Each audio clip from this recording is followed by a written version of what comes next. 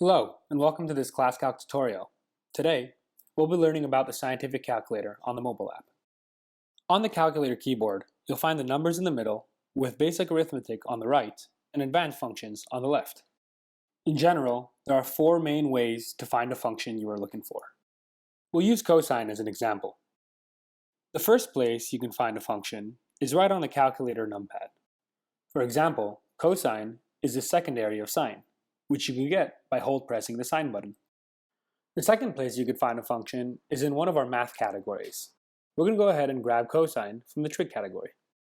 The third way we could find cosine, and my personal favorite, is by hold pressing the category button and sliding over to the cosine function. And lastly, the fourth way we could find the cosine function is by tapping on the ABC keyboard and simply typing in COS, which will trigger the cosine function.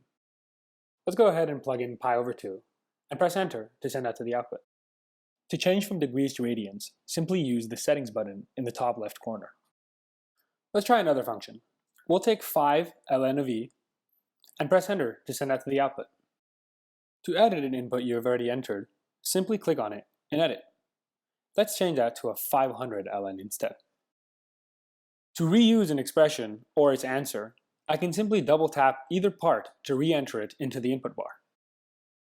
Let's go ahead and add 500 ln of e to this cosine monstrosity we created earlier, and press enter to send that to the output. Next, let's change the format for some of our answers. We'll change our third answer from decimal to scientific notation, and we'll change our first answer to a fraction.